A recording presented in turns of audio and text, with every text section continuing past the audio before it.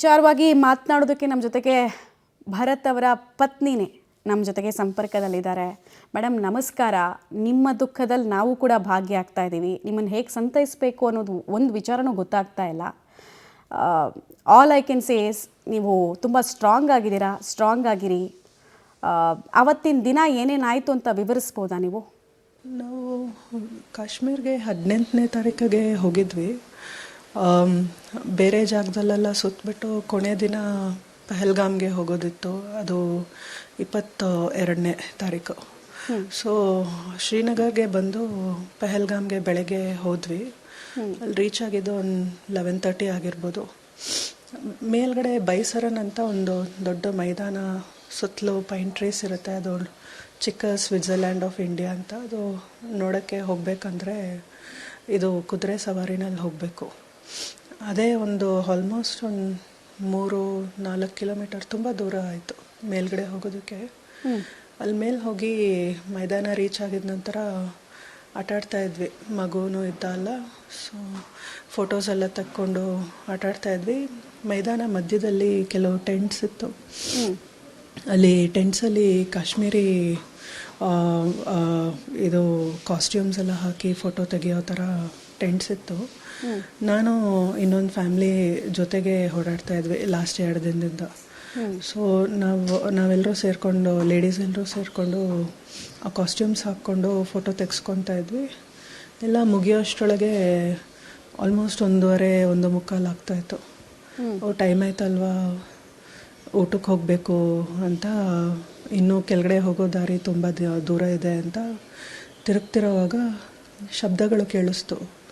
Full ಒಳ್ಳೆ initially ಪಟಾಕಿ ಹೊಡೆದಂಗೆ ಶಬ್ದ ಕೇಳಿಸ್ತು. ನಾವೇನೋ ಅಲ್ಲಿ ಪಕ್ಷಿಗಳನ್ನು ಓಡಿಸ್ಬೇಕಂತನೋ ಇಲ್ಲ ವೈಲ್ಡ್ ಆ್ಯನಿಮಲ್ಸ್ನ ಏನಾರು ಬಂದಿದ್ರೆ ಓಡಿಸ್ಬೇಕಂತ ಮಾಡಿದ್ರಂತ ಅಂದ್ಕೊಂಡ್ವಿ. ಬಟ್ ಹತ್ರ ಜಾಸ್ತಿ ಆಗ್ತಾಯಿತ್ತು. ಆಮೇಲೆ ಗೊತ್ತಾಯಿತು ಇದೇನೋ ಅಟ್ಯಾಕ್ ಆಗ್ತಾ ಇದೆ ಅಂತ. ಅಲ್ಲಿ ಹತ್ರದಲ್ಲಿದ್ದ ಟೆಂಟ್ಸ್ ಹಿಂದ್ಗಡೆನೇ ನಾವು ಬಚ್ಚಿಟ್ಕೊತಾ ಇದ್ವಿ. ಇನ್ನೊಬ್ಬರು ಕುಟುಂಬದವರು, ನಾನು ನನ್ನ ಮಗುನ ಇಟ್ಕೊಂಡಿದ್ದೆ. ನನ್ನ ಪಕ್ಕದಲ್ಲೇ ನಮ್ಮ ಹಸ್ಬೆಂಡ್ ಭೂಷಣ್ ಭವನು ಇದ್ದರು. ಸೊ ಹಿಂದ್ಗಡೆ ಬಚ್ಚಿಟ್ಕೊಂಡಿದ್ದಾಗ ಅಲ್ಲಿ ಹಿಂಭಾಗದಿಂದ ಒಬ್ಬ ಬರ್ತಾಯಿದ್ದ ಗನ್ ಇಟ್ಕೊಂಡು. ಅವನು ನಮ್ಮಿದ್ದ ಟೆಂಟ್ ಸ್ವಲ್ಪ ದೂರದಲ್ಲಿ, ಒಂದು ಮೇ ಬಿ 100 ಫೀಟ್ ದೂರದಲ್ಲಿ ಇನ್ನೊಂದು ಟೆಂಟ್ ಇತ್ತು. ಅಲ್ಲಿನೂ ಜನರು ದೇ ವರ್ ಕವರಿಂಗ್ ದೆಮ್ಸೆಲ್ಸ್.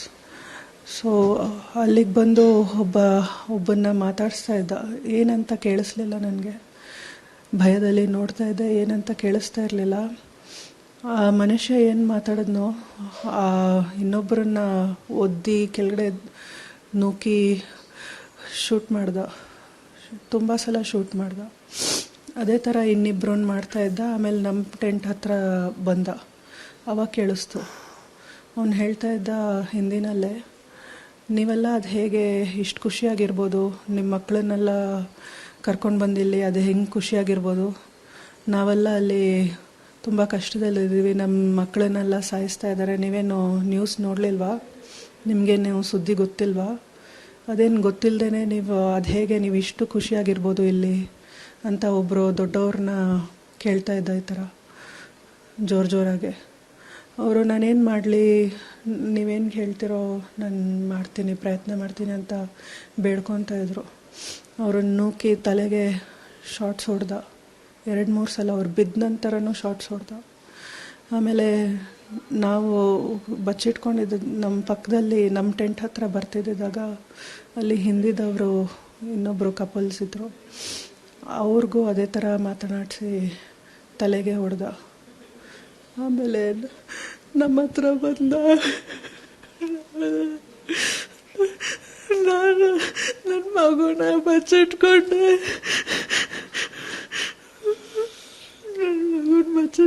ನನ್ನ ಪಕ್ಕದಲ್ಲೇ ಭೂಷಣ್ ಬಾಬು ಇದ್ರು. ಅವ್ರನ್ನ ಮಾತಾಡ್ಸ್ಲೂ ಇಲ್ಲ, ಒಂಚೂರು ಅವಕಾಶನೂ ಕೊಡಲಿಲ್ಲ. ಮಗುನ ತೋರಿಸ್ಕೊಂಡು ಹಿಂದಿನಲ್ಲಿ ಚಿಕ್ಕ ಮಗು ಬಿಡಿಸೋ, ನನ್ನ ನೋಡ್ಕೋಬೇಕು, ಚಿಕ್ಕ ಮಗು ಅಂತ ಕೇಳ್ಕೊಳ್ತಾ ಇದ್ರು. ಒಂದು ಕ್ಷಣನೂ ಬಿಡಲಿಲ್ಲ. ತಲೆಗೆ ಹೊಡೆದ್ರು 2-3 ಸಲ ನನ್ನ ಪಕ್ಕದಲ್ಲೇ. ನಾನು ನನ್ನ ಮಗು ನೋಡಿಬಿಟ್ವಿ, ಹೊಡೆದ್ಬಿಟ್ಟು ಹೋದ ಅವನು. ಅವಕಾಶನೇ ಇರಲಿಲ್ಲ ಒಂದು ಸ್ವಲ್ಪನೂ. ಹಾಗೆ ಬಿದ್ದೋದ್ರು ನಮ್ಮ ಹಸ್ಬೆಂಡ್. ಆಮೇಲೆ ಅವನು ಇನ್ನೊಂದು ಕಡೆ ಹೋಗ್ತಿದ್ದಾಗ ನನ್ನ ಪಕ್ಕದಲ್ಲಿದ್ದವರು ಓಡೋಗೋಕ್ಕೆ ಶುರು ಆದರು. ಇದೇ ನನಗೆ ಅವಕಾಶ ನನ್ನ ಮಗನ ಕಾಪಾಡ್ಸೋಕ್ಕೆ ಅಂತ. ಅವರು ಪ್ಯಾಂಟ್ಸಲ್ಲಿದ್ದಿದ್ದು ವಾಲೆಟ್, ಆಮೇಲೆ ಅದೊಂದೇ ಫೋನು BSNL ಪೋಸ್ಟ್ಪೇಡ್ ಇತ್ತು. ಆ ಫೋನ್ನು ಎತ್ಕೊಂಡು ಆ ಕಡೆ ಬೆಂಚಲ್ಲಿ ನನ್ನ ಬ್ಯಾಗ್ ಅವ್ರ ಬ್ಯಾಗ್ ಇತ್ತು, ಎಲ್ಲ ಎತ್ಕೊಂಡು ಓಡಿದೆ. ಮಗುನ ಎತ್ಕೊಂಡು ಏನಾದ್ರು ನನ್ನ ಜಾಸ್ಬಿಟ್ರು ನನ್ನ ಮಗು ಒಬ್ಬನೇ ಇರ್ತಾನ ಮೈದಾನದಲ್ಲಿ, ಏನು ಮಾಡಿಬಿಡ್ತಾರೋ ಅಂತ ಎತ್ಕೊಂಡು ಓಡೋದೆ. ಇದ್ದಿದ್ದು ಕುದುರೆಗಳೆಲ್ಲ ಓಡೋಗಿತ್ತು. ಅಲ್ಲಿಂದ ಅಷ್ಟು ದೂರ ನನ್ನ ನಿಧಾನಕ್ಕೆ ಇಳಿದು ಬರ್ತಾಯಿದ್ದೆ. ಹಿಂದ್ಗಡೆ ನೋಡ್ಕೊಂಡು ಏನಾರು ಅಟ್ಟಿಸ್ಕೊಂಡು ಬರ್ತಾಯಿದ್ದಾರಂತ. ನನ್ನ ಹಿಂದ್ಗಡೆ ಇನ್ನೂ ಶಾರ್ಟ್ಸ್ ಕೇಳಿಸ್ತಾನೆ ಇತ್ತು. ನಾನು ನಡೆದಿದ್ದ ಜಾಗ ಎಲ್ಲ ಎಷ್ಟು ಶವಗಳು ಬಿದ್ದಿತ್ತು, ಪ್ರತಿಯೊಬ್ಬರಿಗೂ ತಲೆಯಲ್ಲೇ ಶಾರ್ಟ್ಸ್ ಹೊಡ್ತಿದ್ರು.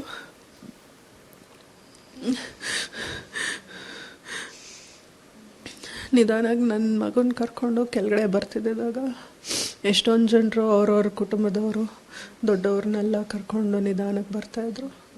ಆವಾಗ ಆಲ್ಮೋಸ್ಟ್ ಒಂದು ಮುಕ್ಕಾಲು ದಾರಿನಲ್ಲಿ ಕುದುರೆಗಳು ಸ್ವಲ್ಪ ಇತ್ತು. ಅದರ ಮೇಲೆ ನಾನು ನನ್ನ ಮಗ ಕುತ್ಕೊಂಡು ಕೆಳಗಡೆ ಬಂದ್ವಿ. CRPF ಒಂದು ಮೆಸ್ ಸ್ಟೇಷನ್ ಇತ್ತು. ಅಲ್ಲಿ ನಾವು ಆಚೆ ಸೇರಿ ಎಲ್ಲರೂ ಗುಂಪು ಸೇರ್ಕೊಂಡು ಕೂತ್ಕೊಂಡಿದ್ವಿ. ನನ್ನ ಜೊತೆ ಹಲವಾರು ಸೌತ್ ಇಂಡಿಯನ್ಸೇ, ಬೆಂಗಳೂರದವರೇ ಇದ್ದರು. ಸೊ ಆಮೇಲೆ ಅಷ್ಟರೊಳಗೆ ಮೋಷನ್ ಭಾವ ಫೋನಲ್ಲಿ ಆಲ್ಮೋಸ್ಟ್ ಬ್ಯಾಟ್ರಿ ಕಡಿಮೆ ಆಗಿತ್ತು. ಎಮರ್ಜೆನ್ಸಿ ಕಾಂಟ್ಯಾಕ್ಟ್ ನಮ್ಮನ್ನ ಕಾಂಟ್ಯಾಕ್ಟ್ ಇತ್ತು, ತೆಗಿಯೋಕ್ಕಾಗಲಿಲ್ಲ ಫೋನ್. ಸೊ ಎಮರ್ಜೆನ್ಸಿ ಕಾಂಟ್ಯಾಕ್ಟಲ್ಲಿ ನಮ್ಮಣ್ಣನ ಫೋನ್ ಮಾಡಿ ವಿಷಯ ತಲುಪಿಸ್ದೆ. ಅವ್ರ ಮುಂದೆ ಅರೇಂಜ್ಮೆಂಟ್ಸ್ ಎಲ್ಲ ಮಾಡಿ ಕರ್ಕೊಂಡು ಹೋಗ್ತಾಯಿದ್ರು. ಕೊನೆಯದಾಗಿ ನಿಮ್ಮ ಹತ್ರ ಭರತ್ ಭೂಷಣ್ ಅವರು ಮಾತಾಡಿದಾಗ ಹೇಳಿದ್ದೇನು ಅಂತ?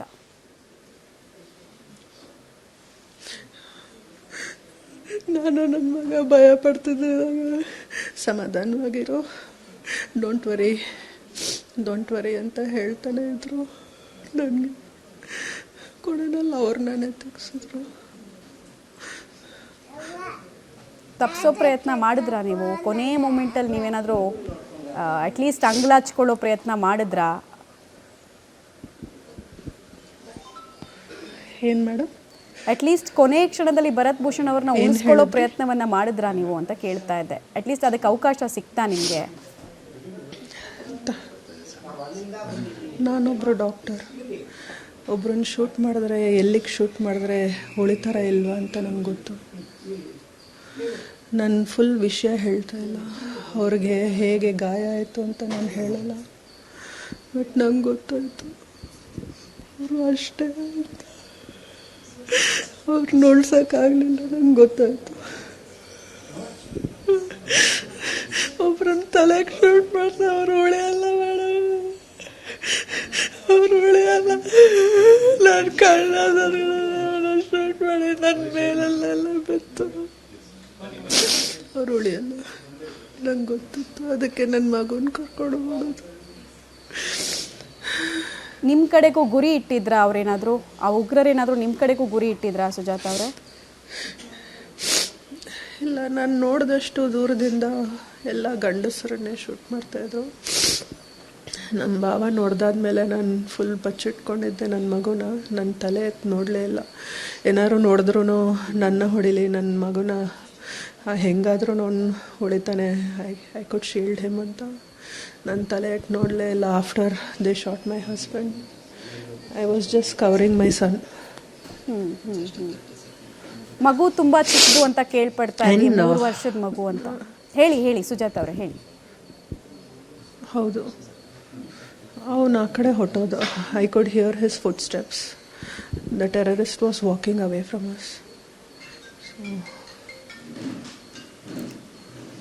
ಮಗು ತುಂಬ ಚಿಕ್ಕದು, ಜಸ್ಟ್ ಒಂದು 3 ವರ್ಷ. 3.5 ವರ್ಷದ. ಅವನಿಗೆ ಅರ್ಥನೂ ಆಗಿರಲ್ಲ ಅಂತ ಅನ್ಸುತ್ತೆ. ತಂದೆಗೆ ಹಿಂಗಾಗಿದೆ, ಹಿಂಗೆ ಮಾಡಿದ್ರು, ಈ ಕಾರಣಕ್ಕೆ ಮಾಡಿದ್ರು ಅನ್ನೋದು ಅವನಿಗೆ ಅರ್ಥನೂ ಆಗಿರಲ್ಲ. ಕೇಳ್ತಾ ಇದ್ನಾ ತಂದೆ ಬಗ್ಗೆ, ಅಪ್ಪ ಎಲ್ಲಿ ಅಂತ ಕೇಳ್ತಾ ಇದ್ನಾ? ಹೌದು, ಕೇಳ್ದ. ಅವ್ರಿಗೆ ಏಟಾಯಿತು, ಅವ್ರಿಗೆ ಹಬ್ಬು ಆಯಿತು, ಬ್ಲಡ್ ಬಂತು, ಅವ್ರಿಗೆ ತಲೆಗೆ ಏಟಾಯಿತು ಅಂತ ಹೇಳ್ತಾ ಇದ್ದ. ನನ್ನ ಸಮಾಧಾನ ಮಾಡಿಸಿ